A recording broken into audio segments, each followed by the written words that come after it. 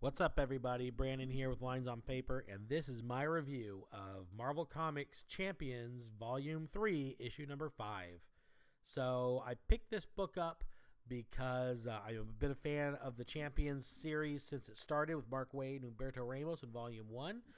This isn't a book that normally I would enjoy, but I do enjoy this book. So when this issue came out, even though it's a War of Realms tie-in, War of Realms being Marvel's big event that's happening right now, I figured I would try to give it a little bit of a shout and see if I can't convince others that it's a good book. When this book started, Cyclops of the all-new X-Men, the young Cyclops from the past, if you're familiar with that story, was a founding member of the team. And since then, the young X-Men have been returned to the past, Cyclops included, and aged the rest of his life to adulthood, to the present day. And now he has memories of being a champion and being on the team as a teenager. And this is now his reunification, reuniting with the team now as an adult, at least just for one issue. So let's dive into this one. So I picked up the Vision variant of this book, not for any particular reason, whether I liked it better than the other one. It's just my particular comic shop. This was the last issue, and they only have the Vision variant. So I want to put full disclosure out there. That is the copy that I have. So getting into the storyline, we start off with Miles Morales. He's speaking with the mother of a young girl that he was not able to save. Part of the emotional arc that Miles is going through right now in the comic is he's trying to figure out how to go forward becoming a hero, or being a hero rather, knowing that he is not going to be able to save everyone. And right now the death of this, or his failure of saving this one girl, is weighing very heavily on him, and it's interfering with his ability to help the champions and really to be Spider-Man. And one of the things I enjoy about this book, especially Miles in it, is he really comes across as his own character, not like in his book where it feels like he's trying to be a Spider-Man book just with a different person as Spider-Man.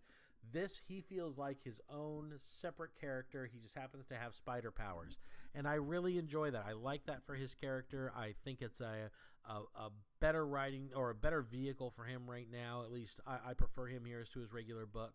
Anyway, as he's speaking to her and trying to express his condolences and get off his chest how he feels, they see on the news that frost giants from Jotunheim have invaded New York, and everyone's in danger. So Spider-Man's got to put aside his personal demons and his fears, and he's got to go and be a hero and help everybody out. And that's where this issue goes. He joins his team in New York.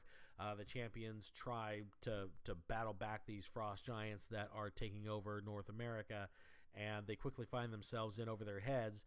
And adult Cyclops, who's there leading the X-Men trying to help, notices his old team is starting to flounder, and he tells the X-Men to go forward without him. He runs over and he gives the champions the shot in the arm they need to know that they can get through this, that they can overcome even this challenge. And I found it to be a very good character story, great writing for Cyclops. There was a very good emotional scene between him and Miss Marvel, who's the new kind of leader of this team. She was the founder of the team, and she's been having a crisis of confidence as a lot of people have been questioning her leadership. She's been questioning herself, and she needed a little bit of guidance from her old friend to try to get her head right. And there's a very good scene for that here in the book. A lot of good stuff happens in this. There is a lot of action, a lot of fighting, but just a lot of good character-driven stuff. Good development happens in this issue. I liked it very much. And one of the reasons that I stuck with this book in the beginning, because if you look at the lineup, I don't care for a lot of these characters individually. Like, I don't care for the Miss Marvel book. I didn't like Amadeus Cho when he was headlining the Hulk book. Miles Morales, I think he's fine. I liked him better in the Ultimate Universe.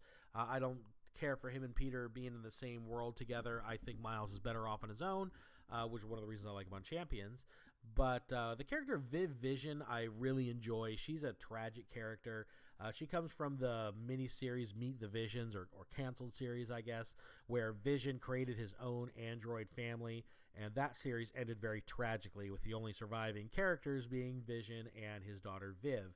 And one of the things that makes her interesting is Viv is an emotionless character, she's an emotionless android, but she's that by choice. She can feel emotions just fine, but she has deleted that part of her programming because of the trauma that she experienced in the series. And the way she coped with it was completely shutting down, which is something that a lot of people can relate to that have experienced trauma or tragedy in their lives, or maybe wish that they could do what she did, which is just turn your emotions off like a switch and close yourself off to the world.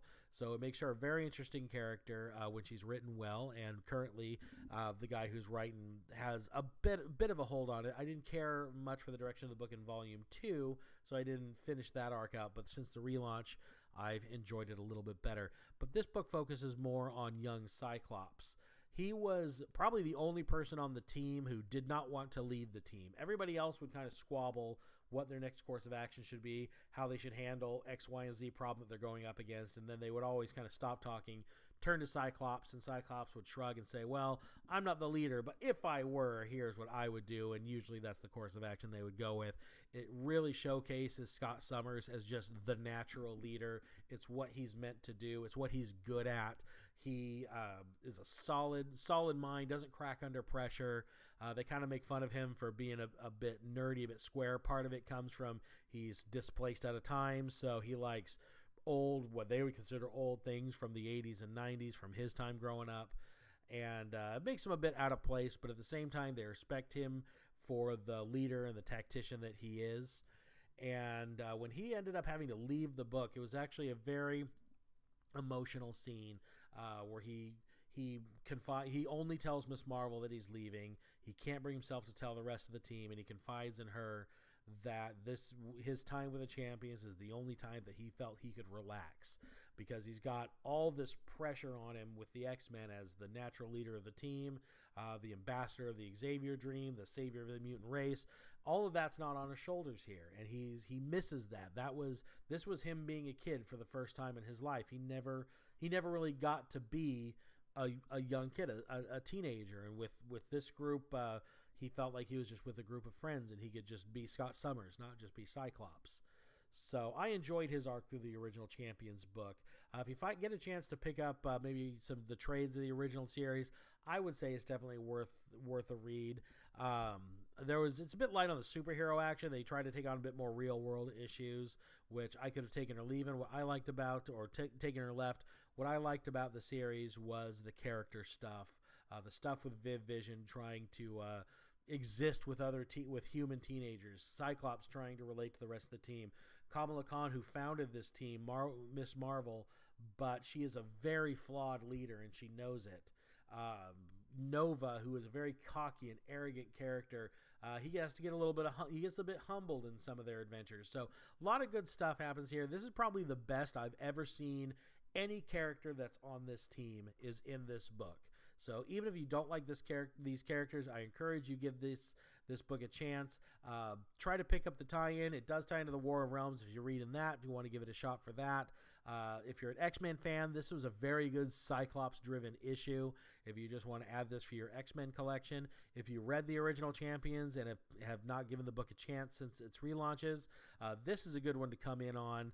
You don't really need to know what had been happening. There's a little blurb at the beginning of the issue that kind of tells you what's currently going on in the arc, but a lot of what happens in this issue has to do with the original Champions arc, because it's the reunion of Cyclops with the rest of the team. But enough of that. Let's get to the poll list for the rest of this week. First up is DC's Year of the Villain, issue 1. This book's only a quarter, folks, so pick it up. A lot of good people lent their talents to this. Brian Michael Bendis, Tom King, Alex Maleev, Sean Chen, a lot of great talent. Cover by Greg Capullo. This is setting the stage for the big DC event coming this summer, Year of the Villain, where a new big bad is coming and is acting through the Legion of Doom, the newly reformed Legion of Doom, with about a triple their number roster coming after the heroes of the DC universe. A lot of good things in this. Good twist at the end. I don't want to spoil it for you. Go ahead and pick this issue up. I picked up issue 1 of DC Comics Deceased. I will admit, kind of out of a love of the artist, Trevor Hairsine. He's one of my favorites, and I don't see him around a lot. So it was good to see him doing a big book like this. This is kind of a zombie thing. I'm done with the zombies personally. but I'd never seen him in the DC universe that I could remember, the zombie outbreak storyline. So I picked this one up primarily for the art. Enjoyed it well enough. If you like the superhero horror or superhero horror mashup type stories, this book's for you. I'm sure you'll probably get a big kick out of it. It is well written. It's beautifully drawn. Pick this one up if you can. Major X, speaking of beautifully drawn, comes to us this month with art by Willis Portacio. The great Willis Portacio. He's always solid artwork-wise, especially when he can come back and give us some X-Men comics. For those of you who don't know, Willis Portacio was a big X-Men artist back in the 90s during their heyday. So it's always fun to see him come back to familiar characters and to see how he approaches them now with his evolved art style. Really good book. Again, Willis Portacio did the cover here of Uncanny X-Men number 17. This issue, we are recovering from the tragic events of issue number 16. So pick this one up. This is one of Marvel's consistently well put together books. So I highly recommend this one. And last but not least, we got the next chapter of the War of Realms. The forces of the World Tree have descended on Midgard and have pretty much taken up the Earth. And in this issue, they're busy carving it up for the various factions. Malekith's plans in full swing. The Avengers are on the ropes along with the rest of the heroes of the Marvel Universe. So pick this one up, see what happens if you're into the big crossover stuff. This Saturday, May 4th, is Free Comic Book Day. So be sure to head down to your local comic shop or look online, find where your local comic shop is. Head down there, get there early. There's going to be a lot of free goodies from all the comic studios. You don't have to spend any money at all. Just go in and pick up a bunch of free stuff. If you're a HeroClix player like I am, there's going to be a free HeroClix of Iron Man this year at participating stores. So be on the lookout for that. And other than that, that's all I've got. Have a great week, everybody. If you liked my review or think I should review or disagree with my review, leave it in the comments below. If you think you should be looking at another book, maybe something I skipped, definitely let me know about it. I'm always looking for new books to read, and I might feature them on the channel here. If you're in a position to help the channel grow, please visit our Patreon page and be sure to like and hit the subscribe button. Always helps us out. So I will talk to you next time, everyone. Bye-bye.